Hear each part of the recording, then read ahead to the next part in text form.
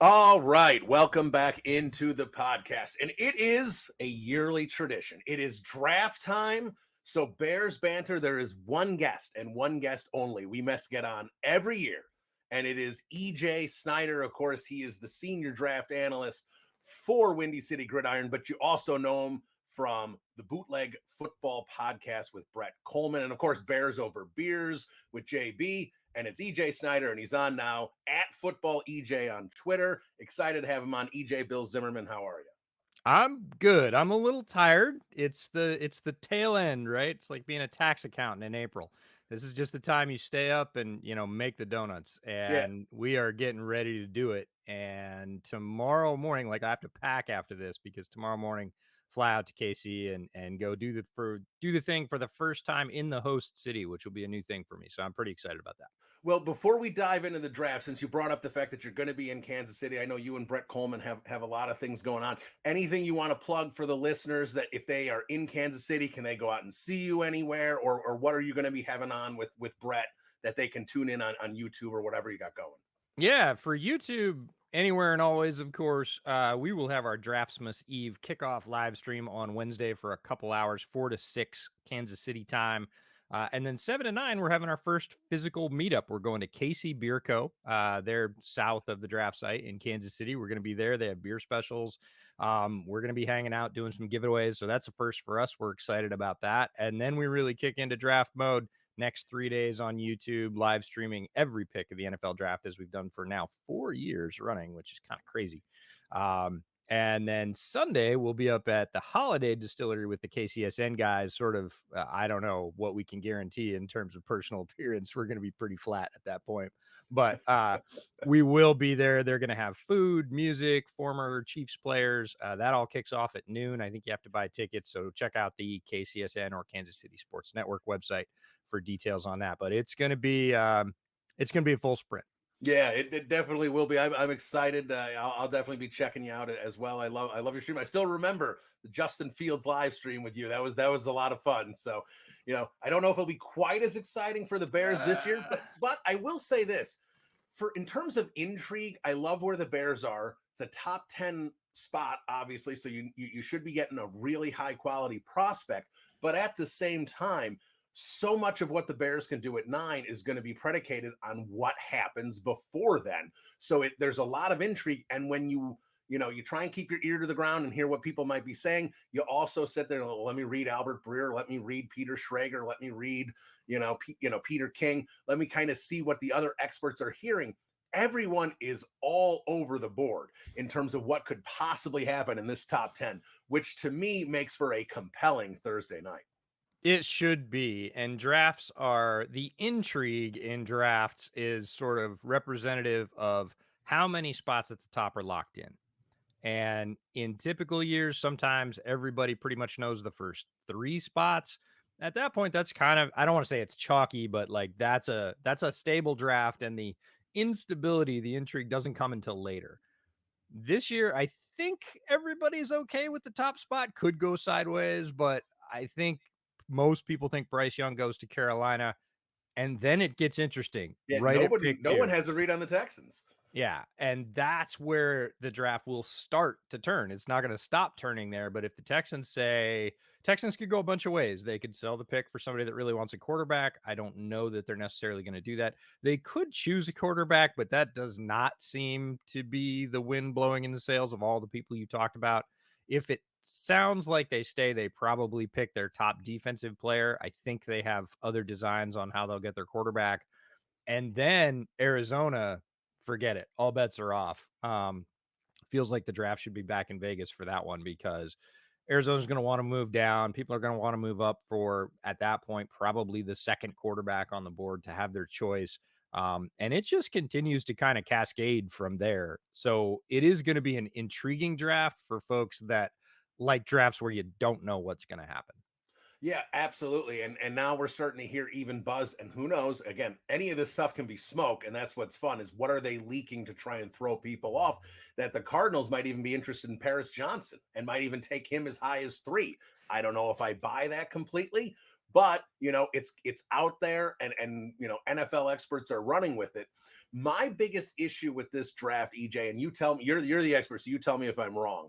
I love a lot of the prospects here, and I love a lot of them, with the 7th, 8th, 9th pick, especially in like mid first round. But if I had like the 3rd pick, like the Cardinals, and I didn't need a quarterback, and Will Anderson is off the board, I don't like any of my selections.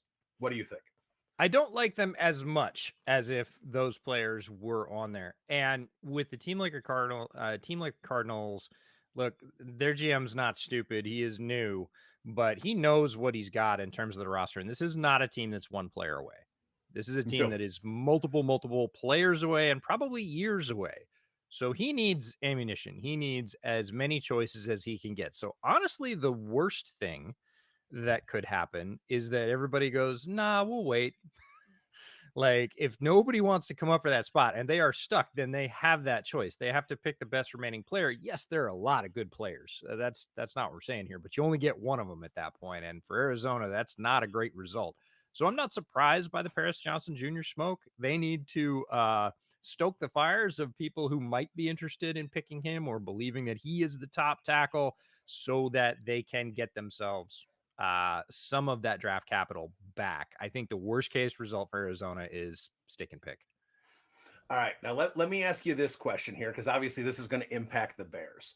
In terms of the top 8 going before Chicago's on the board, if I told you that Will Anderson and Tyree Wilson are off the board for sure, and said EJ Snyder needs to pick a non-quarterback that he thinks for sure is going in the top 8, whose last name is not Anderson or Wilson, who would you say non-quarterback is going to be in that group? Oh, that's a great question. It's tough. It is very difficult, again, because you're starting to guess at pick 2. If you had 3 picks, we all feel better, and we'll guess on the next, 4, 5, 6. But when you're guessing from pick 2, it gets very difficult because, like you said, whatever happens above affects what happens below. So I would say the top of the draft is going to be 3 quarterbacks, 2 edges, the 2 you mentioned, Will Carter, Tyree Wilson, probably 2 corners. And for me, it would be Devin Witherspoon and Christian Gonzalez, and maybe 1 offensive tackle. It's hard for me to think that we will be through 8, possibly 9 picks and, with the Bears and not see an offensive tackle off the board. So 3 quarterbacks, 2 edges, 2 corners, and probably an offensive tackle. All right, so before we get to the Bears here, you mentioned you think 3 quarterbacks. I'm going to assume that's probably Will Levis not going in the top 8, but I understand there are some rumblings that one team may have him as high as 2nd on their board. So, that throws some things off as well. But do you think there's a chance, because obviously it would help Chicago, that 4 QBs go off in the top, I would say 7 because of the Raiders? I doubt it. I doubt it very much, just based on historical trends. The typical amount of quarterbacks that go in the first round is 4 point something, and that's a 10-year average. And they do not all go in the top, inside the top 10. Like, that does not happen. One of them goes later. So 3, yeah, but it could be 2, right? That would be another curveball, is that only 2 quarterbacks go off the board and somebody waits. And then the trading really starts, in the early teens. But 4 in the top, inside the top 8, I doubt it very much. All right. So you brought up kind of you thought, three QBs, you mentioned the 2 corners, we talked about the 2 edge guys. You said offensive line probably in the top 8. Who you didn't say was Jalen Carter, which I think is a very intriguing prospect for the Bears. We know the 3-tech need for Matt Eberflus. We know how weak the defensive line was last year, and even with Poles kind of picking at it a little bit with a couple signings, hasn't really beefed it up. But of course, we know all the other issues with Jalen Carter as well that go even beyond the tragedy in January that left 2 people dead. The lack of a motor, maybe he doesn't love football, character issues in practice, kind of all these things. So let's just start with Jalen Carter. If he is available at 9, what do you think Ryan Poles should do? Pull the trigger. You do. You're yes. on board. I am both on board and hesitant, but at that point, if the draft plays out that way, now they've met with Carter several times at this Yeah. point. As many teams have. They have all the information they're going to have about the person, the player, all the things that NFL background investigators get. They've got all the cards on the table. From my seat, he is probably he's on tape the best player in this draft, and that includes Bijan Robinson. I think Bijan Robinson is right behind him at number 2 as just best football players in this draft. It's Jalen Carter and Bijan Robinson. And he's done it for a couple of years in the top conference in the SEC. So this is not a guy that like we're projecting that he's going to be good. He's good already. And he's at a position that Chicago really needs. Like, remember the very first free agency splash that Ryan Poles and Matty Eberflus ever tried to make was at 3-tech. They wanted that position. They went out, tried to get Larry Ogunjobi. They tried to pay him a lot of money. This is important to them. They settled for a backup plan and limped through last year. I don't think they want to settle anymore. And if Jalen Carter is sitting there at 9 and that's a need for your team and you've sat with him and you're comfortable, do it. Like, that is, yes, there is risk. There is risk with every player in the top 10. There is no such thing as a safe pick. There are safer picks and less safe picks. We don't know about the Jalen Carter situation. I certainly don't know about that. Only what I hear on the outside. I have no inside information on that. And, if you're just looking at that need, value, player, skill lineup, and you're comfortable, pull the trigger, because that is the kind of player you want to come out of the top 10 with, which is a blue chip player who can influence your team for years to come. I said I was a little reticent. I've heard things about, whether or not how he's reacted to all this. We saw the pro day. There are concerns. I don't necessarily have the motor concern that a lot of people have, but there are concerns. It is a risky pick, but look, this is football. This is what you do. This is, the draft is why people stay in power running a football team for a long time or get fired in 3 years. Like, if it works out, they're going to look brilliant. If it bombs out, it's going to look terrible. Yeah, and look, and here's the one thing I'll say about the pro day, and this is not me saying, oh, ignore all the concerns with Jalen Carter, but I'm just going to go from a personal experience. When I was about 25, 26 years old, I lived with a few guys, and one of my roommates died.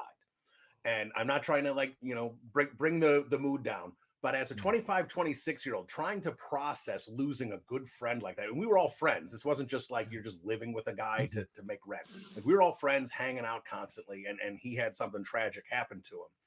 And that was hard to process. I mean, at my age, I'm 20 years older now. It's, and it's still hard when you lose close people, but that was like the first time that it ever happened to me that I lost someone like that.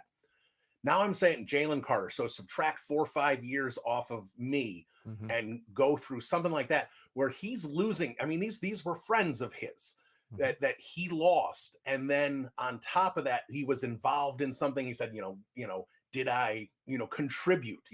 What did I do? Like, that's a lot of weight on a 21-year-old kid to try and process. And I am not excusing the reckless behavior, but I'm still saying, regardless of what he did choose to do, that's a lot. And I heard a lot of things that he was just not mentally ready for that pro day. And he was going through a lot of things. The police are asking him questions. He's got investigative reports coming. That's a lot. I think sometimes we look at these guys as just like names on a piece of paper, but he's a person as well. And that's a lot. So the pro day to me isn't as much of a concern as some of the other things that come out. Because again, like you said, you can't put yourself in his shoes and know where his mindset was. Yeah. And I love the point that you bring up about there are other factors. And it's funny, in this draft, there's another player at his position, interior defensive line, who was a complete game wrecker, Brian Brzee for Clemson, who went through a completely different situation off the field that was terrible. He lost his sister and had some injuries, and his tape didn't look very good this year. And a lot of people have forgotten what kind of player he was as a freshman, top recruit in the entire country, a complete game wrecker as an 18-year-old. Like, came into the ACC and just dominated people as an 18-year-old. And, people go, oh, well, I don't know. I think I'm going to have him 5th. Look, if he can't get his head right, he might be 5th in this draft. If he, bounces back, heals both physically and mentally, and gets back to anywhere where he was as an 18 or 19-year-old, that guy's going to be like a vicious, vicious NFL player in the best possible way. And there is a lot. And being the presumptive, being a presumptive top 5 draft pick in the NFL is a lot all by itself, even if you're a Sure. complete Boy Scout and you've got nothing going on outside and you're just talking about football. All people do is pick at you, try and pull you down. There's rumors, there's people showing up that you haven't talked to in 10 years going, "Hey, I want some money." Like, it's a whirlwind crazy experience just as a regular experience. You add in all of this, I'm not surprised. We've seen players who've had much less going on.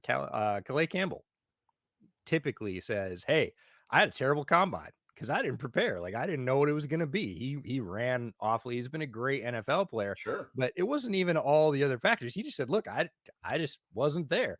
Like, we see that with Jalen Carter. I don't worry about the pro day. I look at 2 years worth of tape in the SEC, and from that sort of perspective, I would say Carter is much, much safer than a lot of other prospects who were talking about glowingly at other positions and saying, "Oh, I think they're going to be great NFL players." And you go, look up what they did on film, and you're like, "Dude, the guy played 4 games this year, like 17 receptions, and you're telling me he's going to be the next great thing at tight end?" Like, it's, there are lots and lots of scenarios. Carter, I don't worry about his production as a football player. I do worry about him as a person. I want to make sure he is supported. And that's the kind of thing that Chicago and Poles are going to get out of those meetings is, where are you at? What's your plan? Who's your support team? Like, how do we feel about where you're at coming into this and where we can move you to? And if they're comfortable with that and Carter's on the board at 9, they're going to pick him. Yeah, and I'm with you. I think Carter should be the move. And again, I know all the risks, but if you tell me that Ryan Poles, who I was critical of, and we even had debates about it on Yes, some of we the things did. he did in his first year.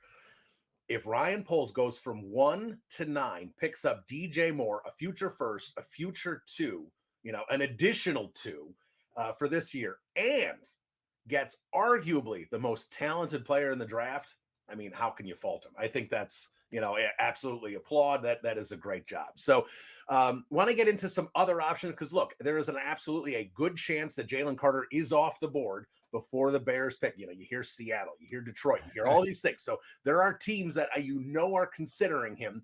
And he may not be available there. So if he is, obviously we know offensive line. But since you brought up Bijan Robinson, I want to bring up Bijan Robinson, do a brief conversation on him, because in my mentions, in comments on Windy City Gridiron, there's a lot of fans pounding the table for Bijan. And you talked about how he is one of the top prospects in the draft.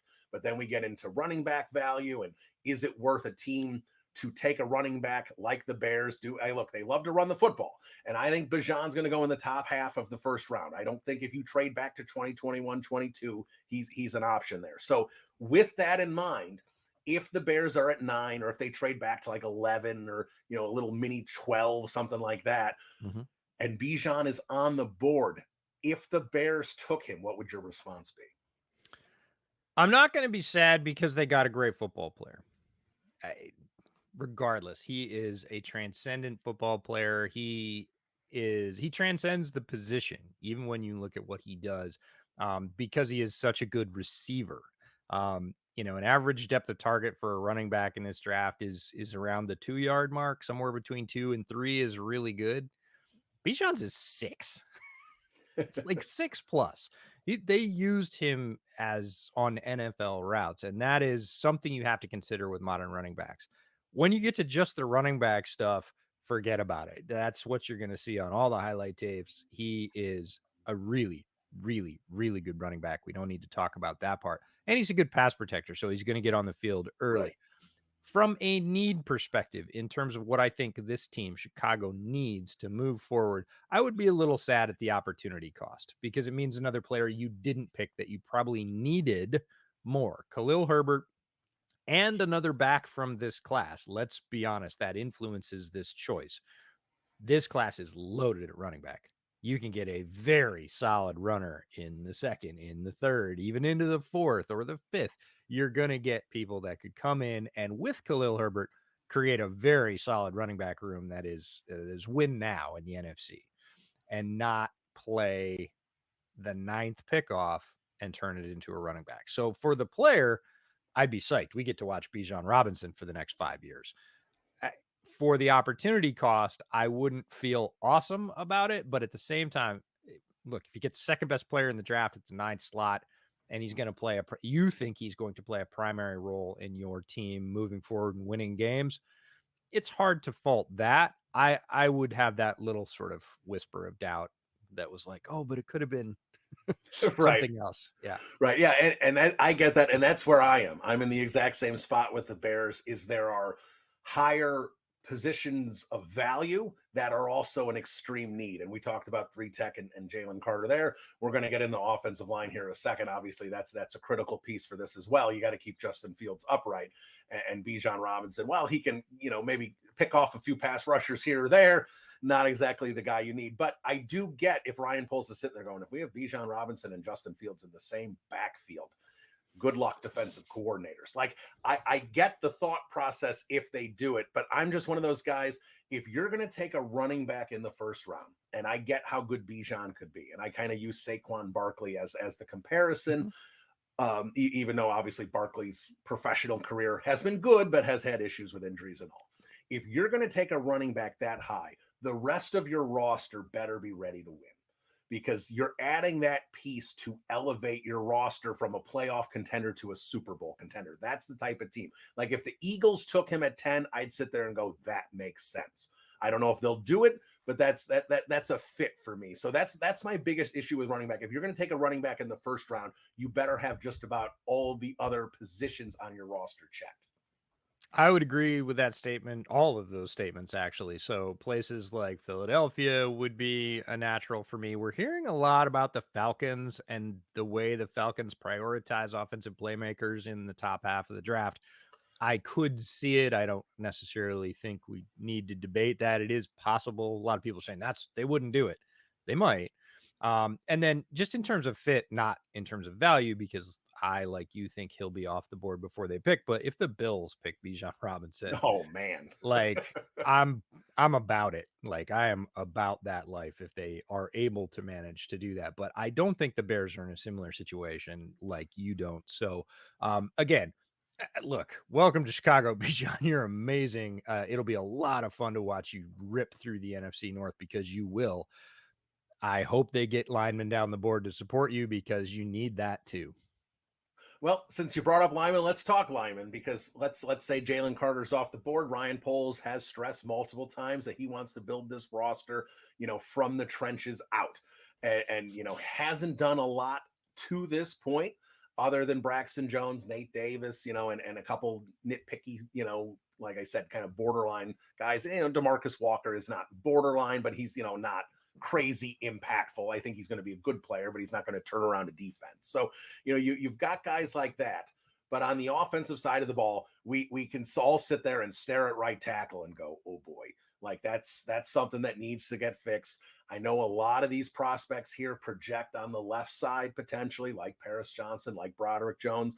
Are you going to move Braxton Jones to the right side? You certainly shouldn't avoid a tackle because Braxton Jones had a nice rookie year at left tackle. At least I don't think so. So in terms of the tackles at 9, I guess let's start with Peter Skoronski. Do you probably the most polished, probably the most talented of the group, but we know about the length issue and we know about Ryan Poles' thresholds. Do you think they've already crossed Skoronski off their list, or do you think they'd consider him? I would hope they would consider him. I think you have thresholds for a reason. And, Bucky Brooks says that when he was in the business, the reason they said, you don't go below thresholds is because you'll end up with a whole team of guys below thresholds. I don't think that's the case. I don't think it's necessarily a slippery slope where if you take one, you'll just take them all and you'll end up with a team of guys with Tyrannosaur arms. Like that's not the case. Peter Skoronski is a really, really talented football player. He's my top tackle in this draft. I know Brandon Thorne has him as his top tackle as well. And he is, you say polished, and that is true. But when you look at the numbers and what he was able to accomplish in college and the way that he's able to accomplish it. So this is where you take statistics, because I know some people are going to say, oh, it's just, it's box score scouting. It's analytics, right? It's not. It's the merger of how did he achieve those numbers and show it to me on tape and mixing those together. And that's what I try and do. I started with purely tape, and I've certainly worked numbers into it because they can keep you out of some terrible choices and help you inform some good ones. Peter Skoronski allowed 1 sack and 6 total pressures. 6 total pressures, including that sack, in 475 pass blocking reps. Like, he is polished is one thing, and then there's that. Right. And you see the way that he does it. His run blocking grade is also very good among these tackles. And that's where, when you're talking about these top 4 tackles, people are typically talking about Skoronski, Paris Johnson Jr., Broderick Jones, and then usually Darnell Wright is the 4th. Yep. And Skoronski, if you look at the balance between what he can do in the run game and the pass game, is the most balanced player. He has the best grades in both categories of all 4 of those players. And now you talk about the length and the potential and the athleticism, and that's where you get to Paris Johnson and his 36-inch arms. And he is an excellent, road grader in the run game. He and Skoronski are very, very similar. They do it very differently, but their effect is very, very similar. But Paris Johnson Jr.'s pass grade is much lower, like not quite 20 points, but 15 points lower. He allowed 2 sacks and 15 total pressures in 449 pass blocking snaps. So less snaps, way more pressures. Now, will he grow out of that and grow through that and grow into those 36-inch arms and with a good NFL coach ascend to possibly even higher heights than Skoronski? That's the bet, right? But it's not a sure thing. If you're talking about a player that is ready to go now and I think is going to be a very good, solid NFL tackle, I think he's going to be a lot like his predecessor at Northwestern, Rashawn Slater, who had the very same questions and has gone to, Los Angeles and plays that position very well. Nobody has those questions anymore. No, definitely not. He does not have as much power, natural power, as Rashawn Slater, but he is as technically refined, if not more so. And that's kind of silly if you look at the career that Rashawn Slater's had so far, his first couple years in the league. So Skoronski's there. I would hope they would consider him. I understand the arm length issue. And if people are just going to hold strong to thresholds and say we won't go below it, then they won't. And you're talking about Paris Johnson Jr., Broderick Jones, or Darnell Wright, who all have their particular foibles or issues. But I like any of the 4 of them as an addition to the Bears because of the hole at right tackle. Because right now there's pretty much a hole at right tackle, and any of the 4 of them would be an improvement. That's a place to start. If they get any of those 4 players, yes. And then the Bears really have to decide what they want to be as a football team in the near future. Do you want to be a running based team? Do you want to sort of be in that, Baltimore Lamar Jackson mold with the threat of Justin running as a real functional core piece of your offense? And therefore you need run blockers first and foremost in front of him. And maybe you go get Bijan to complement that vision. Or do you really want to leverage Justin's downfield passing, his pocket passing prowess down outside the numbers, in which case you need a different receiving core and you need pass blocking tackles, right? Because that's what you want to do more. Yes, you're going to do both. Yes, you have to mix in one with the other, but what do you want to do more? That's the kind of theoretical, which way is this organizational going question the Bears have to answer as they look at these top 4 tackles, because after Skoronski, the grades go one way or the other. They're really good pass blockers and not such good run blockers, or vice versa. Now, of those 3 guys, and let's lump Darnell Wright in with Paris and Broderick Jones. If the Bears if Skoronski's off the board or he's crossed off the board because of the length issue, if they take any of those 3 at 9, would any of them raise an eyebrow, or would you be like, okay, that was their top guy, I'm good with it? I think I'd be all right with it at this point in the process. And really, you have to start making your determination of what determination they've made. Because if they take Darnell Wright, a lot of people think with his size and natural power that would be a run first move. That's not the case. No, he can block, he pass block. He's a great pass blocker. Right. Like, what he did was shut down the top edges in a row, 3-4 weeks in a row in the SEC. He stoned all the guys that are going to get drafted above him as edge rushers. That is a tremendous resume. And he got better throughout the season. One of my favorite things about Darnell Wright. pass blocking grade is very good, and his pass blocking tape is amazing. His run blocking is not great. He's one of the lowest graded run blockers in this class, top or even into the middle. Now, he has natural power, if they believe they can ratchet that up Right. a few points with coaching. Running is less important in the modern NFL, but it's going to be a struggle. If you think you plug in Darnell Wright at right tackle and go, hey, we're road grading on the right side, no problem, we're set. Think again. It's probably not going to be that way. That is a pass first move if they do it. I like Wright a lot because of his resume against the best pass rushers in this draft.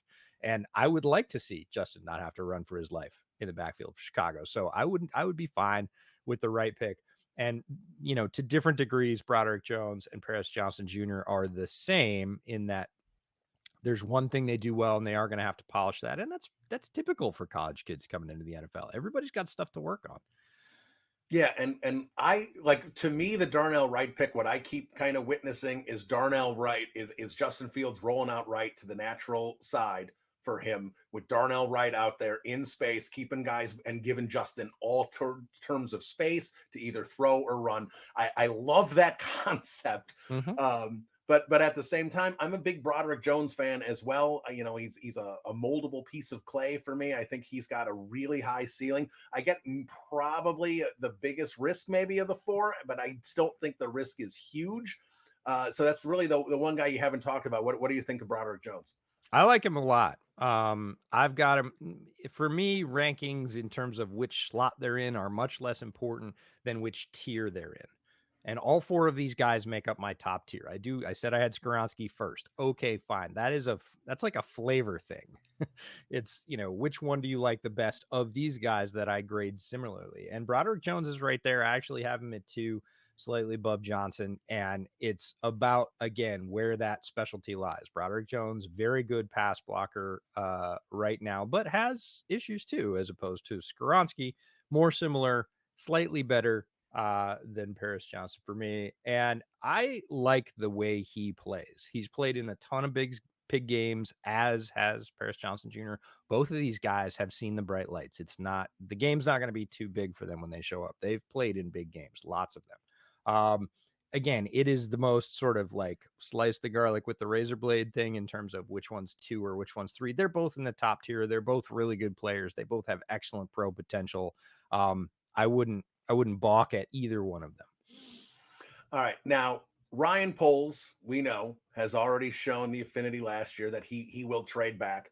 I am pretty darn confident that Ryan Poles has talked to multiple teams. Whether he's initiating the call or they're initiating the call is irrelevant.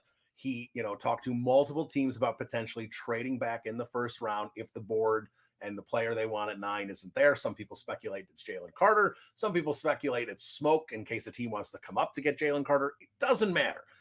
If Ryan Poles trades back, is there an area in the first round that you'd still be comfortable with? And that's why I'll bring this up in a second, that, where they trade too far back and they knock themselves out of kind of a position they're looking for. Would you just want them to trade back a couple spots, or would you consider a Pittsburgh at 17 or even further back?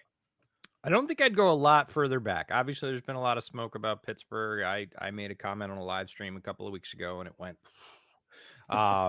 But it was funny in the wake of that. I didn't think it was news because, just like you said, this is what general managers do, all of them. It doesn't mean that Poles called them. It means that all general managers are both making and fielding calls right now about, hey, what would it take 2 weeks from now when the draft is happening? Because these calls were happening a couple of weeks ago. What would it take for us to come up? And if they don't like the answer, or even if they do, they're going to call the teams around that team as well. And a couple people reached out to me and said, hey, I know you took a bunch of heat for this. Yes, it happened. And they also talked to team around the Bears. And I was like, yeah, I know. That's what I said. Like, that's due diligence. That's what people are doing. So I would be okay with Pittsburgh, but I would be worried if they want one of those 4 top tackles, because I think when the first one goes off, the next 4 or 5 picks are going to be critical, and people are going to realize if you want to tackle again in that tier, you're going to have to go get them. And they could go very, very quickly. And you could be left holding the bag at 17 with none of them on the board. And looking at the potential of picking, if you really wanted tackle, the fifth best tackle at the 15th overall pick. That's not typically a value. There will probably be other players they have graded higher. And if they're okay with taking one of those players, I'd be fine with moving back that far. If they really are in the tackle market, the tackle sweepstakes, I wouldn't move very far back from where they are. People like to hyper slice this, and you know this. People like, oh, it'd be better if they could move back 5 spots and get them. That's harder than it sounds. Right. If you're convinced that 5 spots later you'd love him, pick him then because you get him, and the difference does not. It's much harder to consummate a trade like that to get the extra assets. So if tackle's a thing, slide back a few, maybe 5 spaces. If you're okay with another player, say you want, the top receiver, say they want to reunite Fields and Jackson Smith and Jigba, then 17, maybe. I'm not saying he's going to be there, but you better have 2 or 3 players that you're comfortable with if you're going to move all the way back to 17. If it's just one or just one position like tackle, that's probably going to be too far. You might get lucky and get the 4th tackle if you really think they're equal to the top 3. But like you said, as soon as those dominoes start to fall at the top and this cascades, it's out of your hands. And if you get holding the bag and you've traded now from 1, nobody's ever going to forget that, to 9, to 17, and you got the 5th best tackle. You talked about a possible scenario where they stay at 9 and get Jalen Carter. I think those 2 pictures look very, very different. Yeah, no, they definitely do. And that's why, I've got a mock draft up on Windy City Gridiron. You check it out if you want. And that was exactly the scenario I played out. Was they make the trade with Pittsburgh. Pittsburgh comes up and takes Paris Johnson, the first offensive lineman off the board. The Eagles follow that up and take Peter Skoronski. The Jets take Broderick Jones, and then Washington, right before the Bears, takes Darnell Wright. And Poles is sitting there going, uh-oh. Now I'm holding the bag. Yep. Yeah.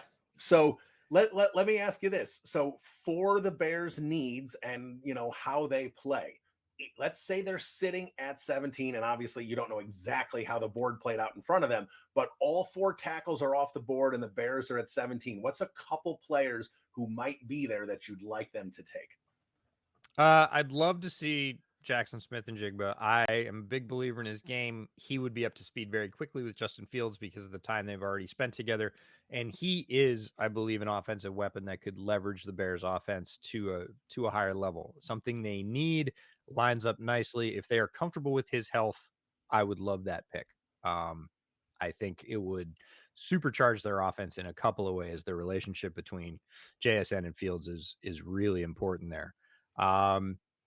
Interior offensive line, the possibility that you could get the top center on your board at 17. I think center is a really important position. I think we saw through the rotations there last year and the struggles, really the last 2 years, what it can do to your offense when the middle caves in a lot or just isn't as organized as it needs to be. If they could lock that position down for the next 6 or 7 years with their top center at 17, I know a lot of people would moan about positional value, but I would be fine. And if that's John Michael Schmitz, great. I'm fine with it. If it's Joe Tippmann because they think he can move better to the outside and he's got that tremendous frame at 6'6", and they really think he's just going to hold it down. I know Tippmann at 17 would make a lot of people howl. It might not. I think very much about the Cowboys selection of a particular interior offensive line player from the Big Ten that made a lot of people howl for the first year and then never again. So it is possible. I would say that's, those are 2 options, wide receiver or the top center on the board. Other than that, I think they could be looking for defensive line help. And that really is whoever's left that they like from the pass rushing ranks. That's going to be where those players start to go off the board. And there are some really good ones that can influence games. The Bears could use them. We focus a lot on 3 tech. It might not be 3 tech. It might be more the defensive end position, the 5 tech. Because again, if it depends on what's taken above that, but if you're looking at the second possible defensive end, because I rank edges and defensive ends differently. If you're looking at the first or second defensive end at 17th versus the 5th tackle or, maybe a receiver that you're not particularly sold on, And there's so many receivers later in this draft too. So we talked about that with running back earlier. That again, what do you need up top before it runs out? And then what can you wait on? And in this draft, you can wait on tight end, you can wait on running back, you can wait on wide receiver. There and corner. Like you can get corners in probably the fourth. And a lot of people are, oh, corner depth, corner depth. You can get it. You can get really good corners in the third or fourth. So what do you have to pick up top? And it's that high end tackle, high end edge if there's one you're sold on, but edge is incredibly deep in this draft too. So you can pick one up later on down. And then, maybe penetrating three tech. There's not a ton that are going to go high. There's some players later on you can pick up, but those are the areas I'd probably focus on at 17. All right, well let's move off the first round and get your thoughts on a few, Friday and Saturday type positions before we wrap up. And we talked about Bijan Robinson, and we know right now how important, maybe they start making a change to the offensive scheme, as you mentioned. But right now we know that Luke Getsy likes to run the football, and they do have a couple good, running backs with Foreman and with Khalil Herbert. But I'm always for adding running back depth on day 3. Maybe if the right running back's there on day 2, you consider that as well. So let's go move past Robinson. Let's move past Gibbs as well, because I don't think Gibbs is in the realm of picks that the Bears are going to be. What are some running backs that you really like for the type of style that Getsy runs that you think could be great picks, whether that be late round 2, round 3, or preferably day 3 picks that could really help the running back room for the Bears? Yeah, in terms of the day 2 picks, I'll start there. Either Tajay Spears out of Tulane or Zach Charbonnet out of UCLA. Now, they're very different players, but their effectiveness is similar.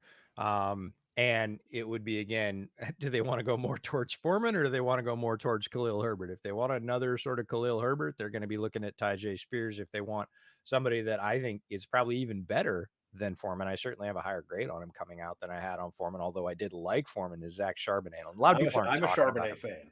Love Charbonnet. Great, great player. Could have come out last year and probably been one of the top 4 running backs then. Wanted to go back. We talked to his teammate at the Shrine Bowl and said, why did Zach go back? He said he wanted to be number 1.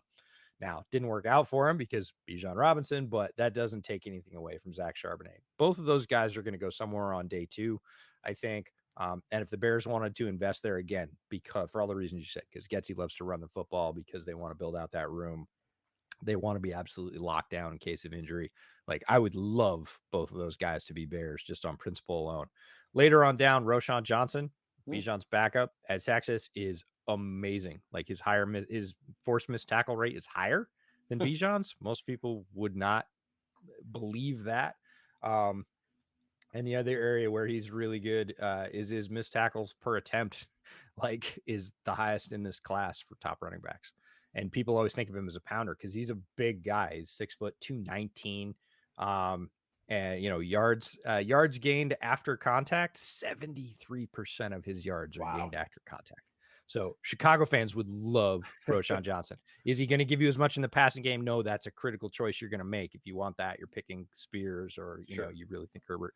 But like, if you want another guy that again came from the same school as Foreman and, plays in a somewhat similar way, but again, I think even better, Roshan Johnson's a guy. And then just a flyer down the board. I really like Chase Brown out of Illinois, like as an all-arounder. I think he's super athletic and he does great things in all 3 phases. He's a very good runner of the football. He's a very experienced runner of the football. He had 1,600 yards, 331 attempts, top again in the top backs in this class. So mileage might be a concern, but super athletic, great pass protector, and very functional in the passing game, can create yards after contact. And I don't think people are going to be clamoring for Brown at the running back spot. I think his brother's going to go a lot higher than him at safety. But that's a guy you can add to your room as a value pick on day 3 that can come in. He's not going to get Justin Fields killed in pass protection.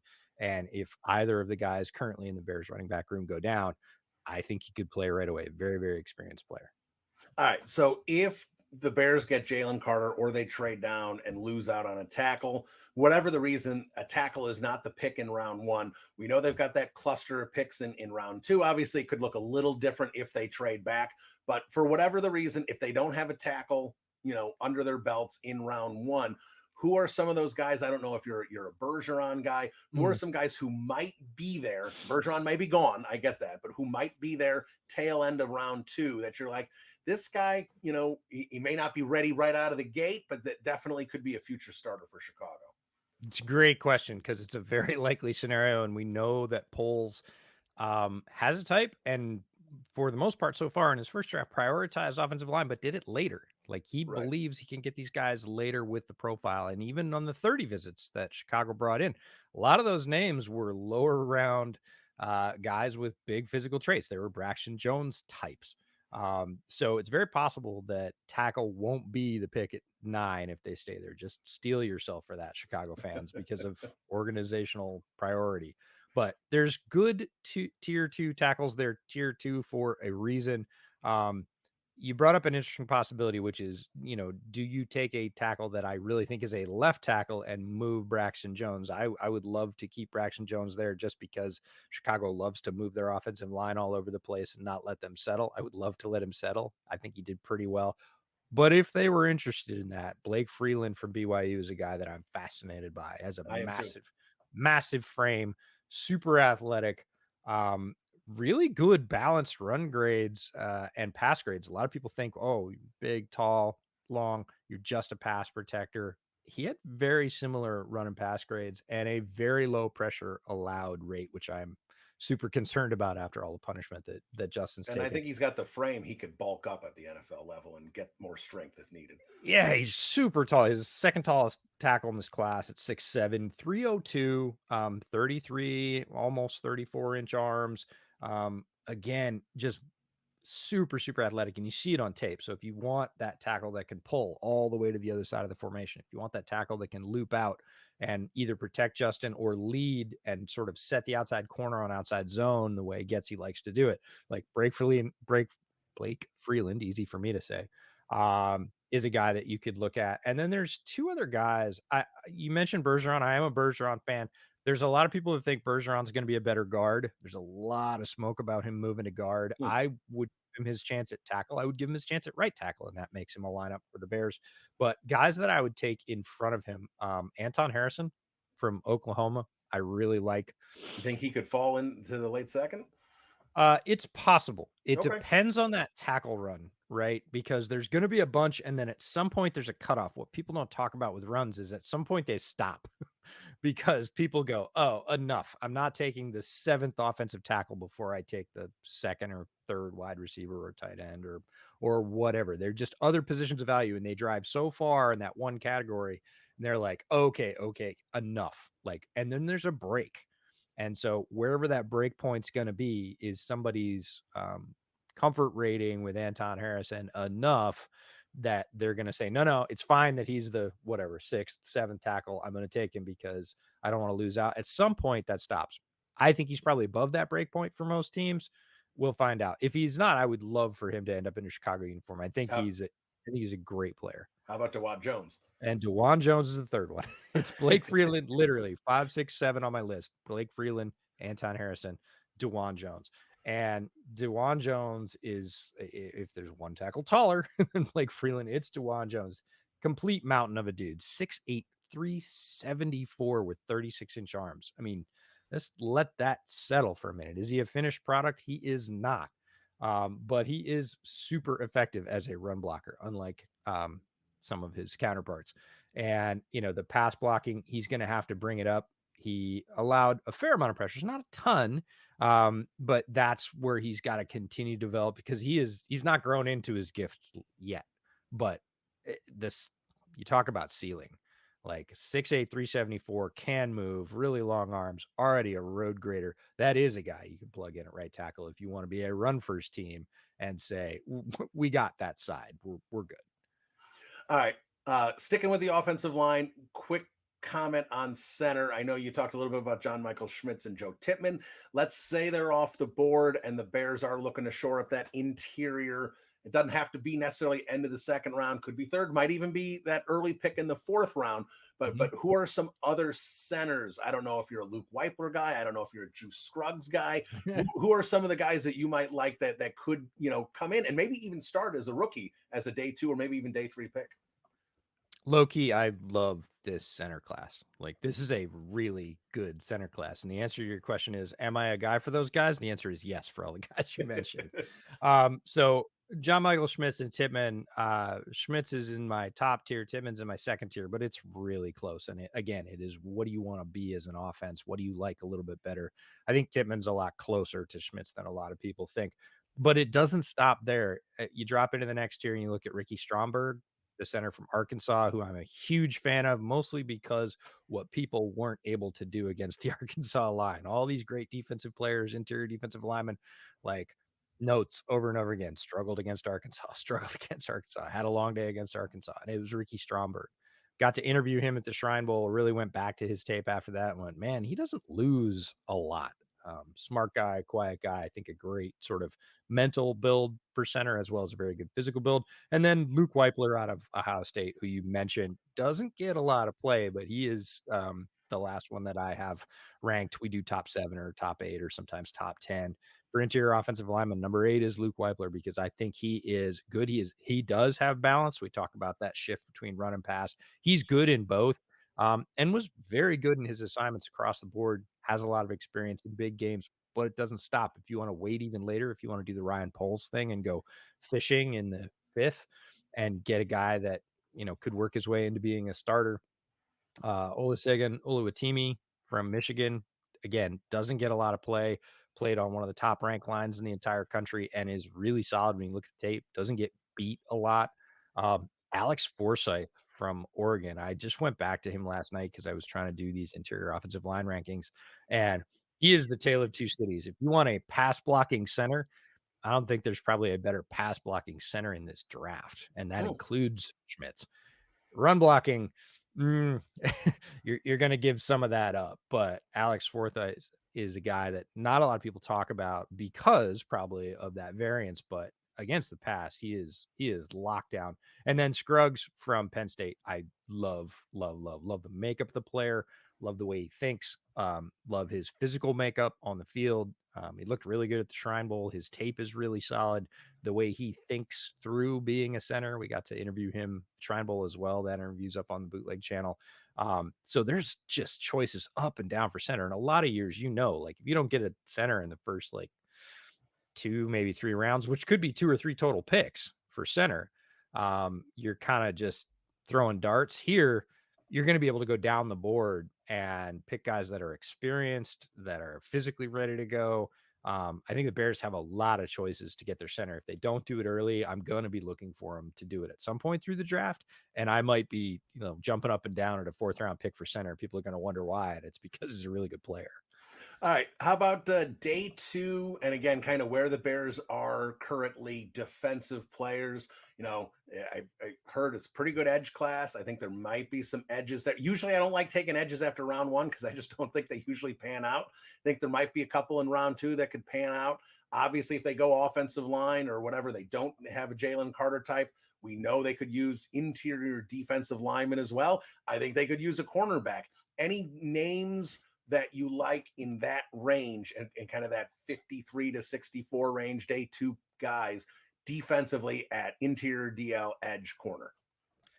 Yes, I would say it gets thinner at DL first. Edge and corner are both ridiculously deep. Like they're just guys on guys on guys. And I'm with you that typically if you're out of even the mid second into the sort of early third on an edge, you're usually picking a guy that's got a hole and isn't athletically all that gifted. That's not going to be the case this year. They're just not all going to go off the board. They can't because of the numbers. Corner the same way. Usually it's like, oh, if you want a big corner, an outside corner, starting corner, got to do it early. This year there's a ton of guys over 6'1", bunch of guys over 6'2", bunch of guys at 6'3" who can really, really play. And that's rare. Usually it's like, well, we're down to the slots, right? And I don't try and belittle the nickel or slot position, but this year there's outside players that can play. So let's start with edge. Tuli Pelotu from USC is a guy I love, captain for their defense at edge. I really do believe he's an edge, not a defensive end. Has experience playing up and down the line, but shows great play against the run and the pass, good burst, excellent hustle, really good production as well. KJ Henry from Clemson, the third guy out of Clemson, kind of plays in Miles Murphy and Brian Brzez's shadow, but has every right to be considered as a very good edge in this class. And then Derek Hall out of Auburn. I really like Derek Hall. I think, again, he's been honed in the fires of the SEC. He has a lot of games. He played 40 games in the SEC, and really good production. Very good against the run, and I know that Eberflus wants to run a defense where he can get production out of the front four and not have to supplement it with blitzing and a lot of exotic pressures. He wants his front four to hold, and Derek Hall is absolutely a guy that can hold. Physically very, very gifted as well, good size. So those are some edges. Defensive tackle, it's up and down. I would rather go high. I don't think Keanu Benton's going to make it down there. I wouldn't think my so. guy from Wisconsin, I believe he'll go again, probably because of shortage, because of scarcity. And there's DT is not one of the deeper positions in this draft. But if you're getting into day two, Byron Young is a 5-tech. The Alabama Byron Young, I need to be specific because there's two in this draft. One plays edge for Tennessee. One plays, I would say 5-tech for Bama. I like Byron Young. Desjuan Johnson is a 3-tech out of Toledo who's incredibly productive. Love him. And I think Mozzie Smith could be in that range if they're looking for a guy in the middle. Mozzie Smith out of Michigan is physically all world talented, like 323 pounds, absolute pistons as hands and arms, can just hammer people. My problem with Mozzie Smith is he doesn't always do that. Like, he disappears for long stretches, but when he makes plays, you're like, ooh. So he's in that range. And then you said corner. Boy, there are so many corners in this class, and it's a question of how teams have them valued, not how I have them valued, because they will go off in I guarantee they'll go off in a very different order than I have them valued, but that doesn't mean that there's not going to be guys upon guys. I'm a fan of Julius Brents in that Love range. Julius Brents. Even more so, I love Corey Trice out of Purdue, who's in the same mold. I think they're similarly ranked players. I think Trice is going to go way higher than the general public thinks. And I checked in with two guys who were way more hooked in than I was like, am I nuts on Trice? Am I silly on Corey Trice? Like, I think Corey Trice is a really good player. He said, you're not silly. He said, you're not the only one. I was like, okay. Cam Smith from South Carolina, I love as an outside corner. Quan Martin, formerly Dartavius Martin, out of the Illinois secondary, I think is a tremendously versatile player. If you had him and Gordon in the same secondary, like, offenses wouldn't know what to do because you could play either one of them everywhere, and they're very, very good. DJ Turner, again, a Michigan guy. I'm hitting a lot of Michigan guys for some reason, but I like DJ Turner. I think he's probably more of a spot. Yeah, they've been recruiting really well. Like, if you want a national championship threat in CFB next year, it's Michigan. But it doesn't stop there. That's the thing, is you can go to Darius Rush, Cam Smith's teammate at South Carolina. Tyreek Stevenson, probably going to go higher than I have him, but a very good corner with size out of Miami. Keitrell Clark is an excellent slot nickel corner out of Louisville, who I think could start on day one, but isn't going to get picked on day one or maybe even day two.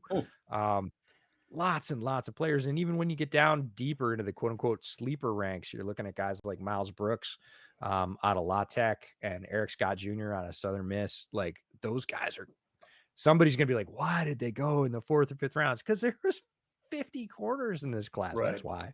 Yeah.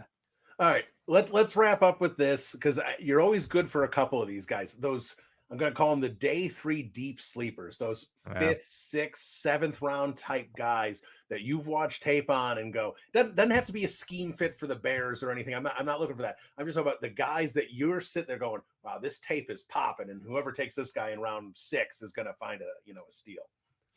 Yeah, I haven't gotten to do as many of those this year as I would like. And people would think, "Oh, you're doing it full time now. You could do more of those." It's not the case. There's lots of other things to do. And I've had to scale that back as much as it hurts my heart because I love those players deeply, but when I went back, any good draft analyst is going to go back and look at how they did and what they did. And I had to take a real serious look at my process this year and I was like, "What did I get out of that?" Right? For an extra 175 or 200 guys that I watched, like how many of them like made a roster? How many of them, made a practice squad? How many of them contributed? And it's like five guys. Slim, right? Yeah, it's like five guys. So five for 200. I had to make some, but there are still guys that come up when you're watching tape and there's that other guy and you're like, who the hell is this? And then you find out he's available in the draft. So I'll go with a couple of linebackers. So everybody knows Dorian Williams out of Tulane. He went to the Senior Bowl. He's highly ranked inside linebacker in this draft. The guy next to him, Nick Anderson, is a little on the shorter side, but just absolute fire plug. Like he is a guy that makes a ton of plays, made a ton of plays in that defense, not going to get a lot of play. And the same thing for North Carolina State. Isaiah Moore is the absolute hammer between the tackles that everybody he reminds me of like Denzel Perryman and players like that. He's going to get drafted. There's a lot of defensive coaches that love Isaiah Moore.